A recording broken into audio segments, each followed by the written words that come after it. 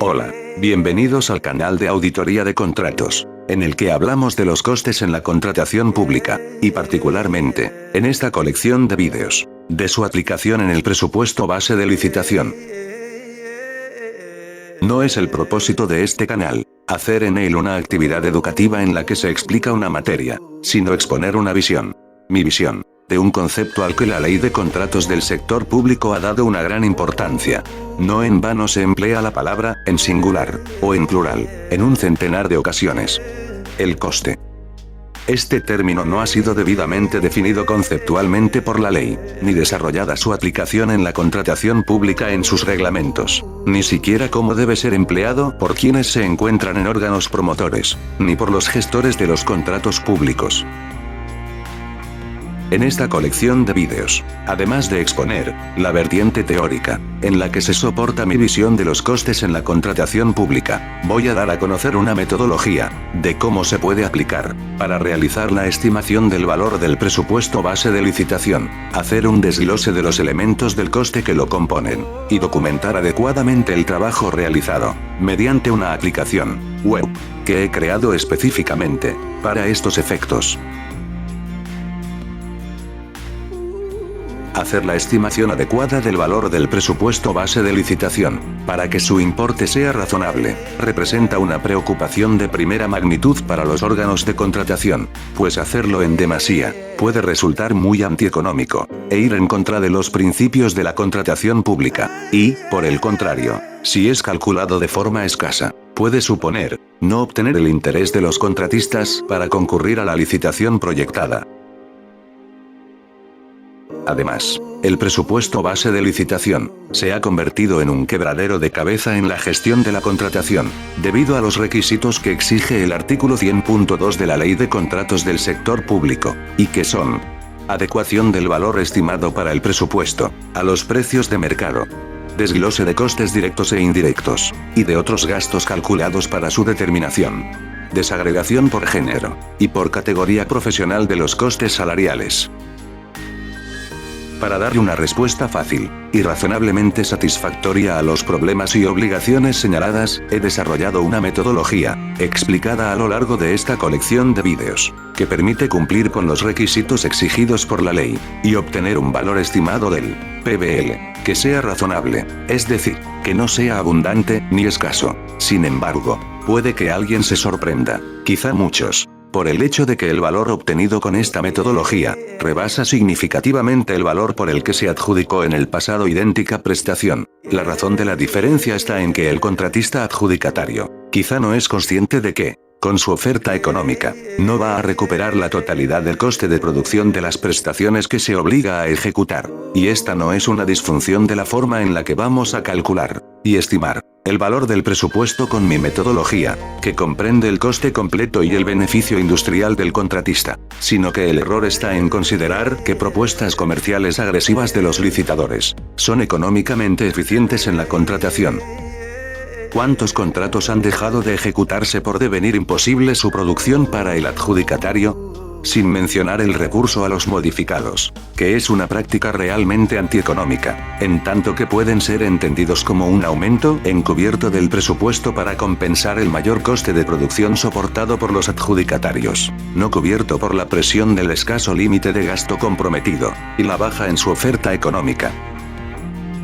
Por otro lado, no voy a inmiscuirme en discusiones doctrinales, ni voy a entrar a valorar el acierto de los dictámenes emitidos por los órganos competentes para la resolución de recursos en materia de contratación pública, es decir, sobre si la ley obliga, o no, a desglosar los costes de producción de las prestaciones a contratar, y a hacer el desglose y desagregación de los salarios de los trabajadores que intervengan en la ejecución del contrato, por género y por categoría laboral.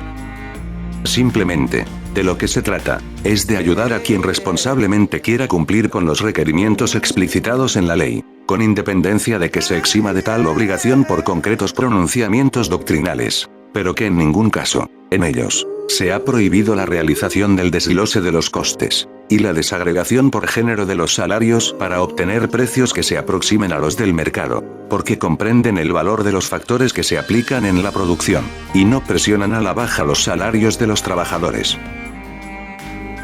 la metodología que he desarrollado, y la aplicación web en la que está implementada, pretende proporcionar al usuario. Primero, un procedimiento comprensible y sencillo para estimar el valor del PBL, excluido el IVA, que es consecuente con los precios de mercado de las empresas del sector que producen y ofrecen los bienes y servicios que serán objeto de contratación, porque está basado en datos contables objetivos de dichas empresas, y que posibilitan calcular su coste de producción y el beneficio industrial. Así, ya no podrán alegar los contratistas que el límite máximo de gasto comprometido en el contrato no sirve para cubrir, ni siquiera, los costes de producción en los que incurren.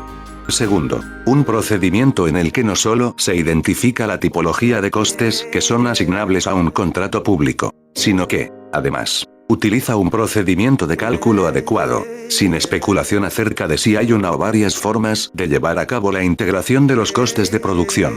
Tercero, cumplir con los objetivos de la contratación pública, como son los de la estabilidad presupuestaria y control del gasto, y el principio de integridad para hacer una eficiente utilización de los fondos destinados a la adquisición de bienes y servicios, valorando y justificando apropiadamente, y a priori, las necesidades a satisfacer, lo que redunda en la promoción de la libre competencia y la posibilidad de seleccionar la oferta económicamente más ventajosa.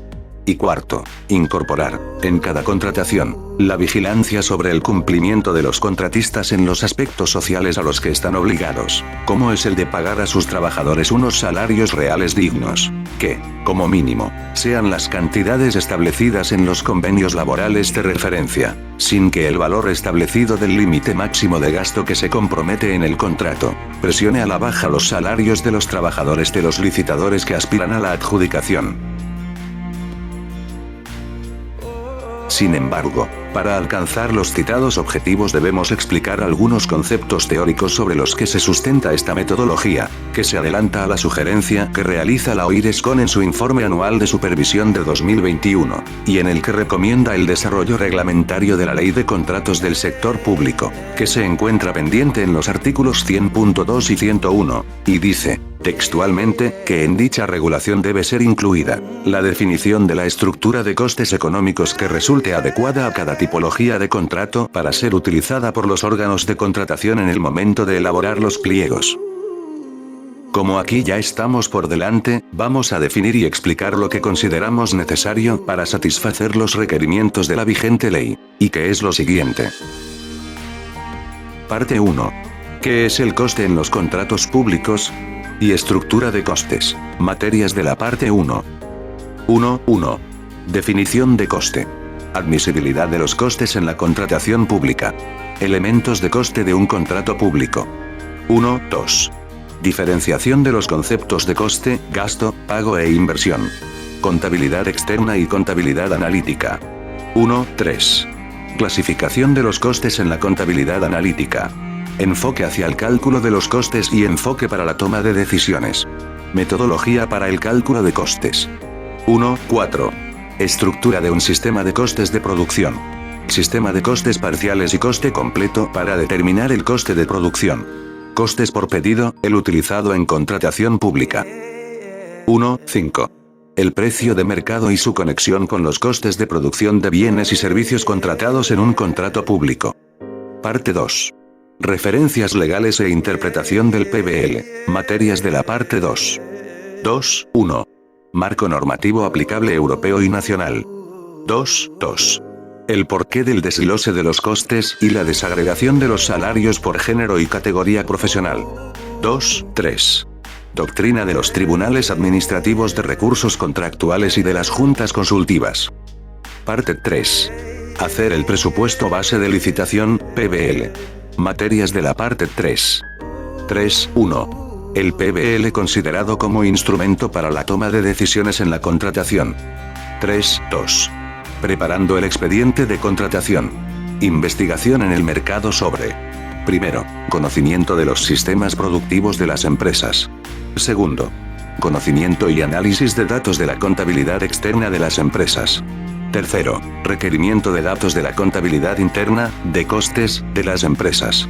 Cuarto, categorías laborales y desglose por género en las empresas del sector. Los convenios colectivos y otras fuentes para obtener cotizaciones salariales. Quinto, materiales disponibles y cotizaciones de precios de venta de materiales en el mercado comercial. Valor de existencias en almacén. Sexto, establecimiento de políticas y procedimientos para llevar a cabo la investigación. 3. El viaje de los gastos a su transformación en costes. 4. Método indirecto para la estimación del valor, y adecuado desglose de costes en el presupuesto base de licitación. Metodología y memoria económica justificativa en el expediente de contratación. Parte 4. Ejemplos prácticos en contratos de servicios y de suministros. Los ejemplos prácticos se irán desarrollando sobre los varios que ya tengo preparados y en función de las sugerencias y peticiones que me hagan las personas / entidades que se hayan hecho su registro en la página de la aplicación web y hayan adquirido, al menos, un bono simple del plan de descargas.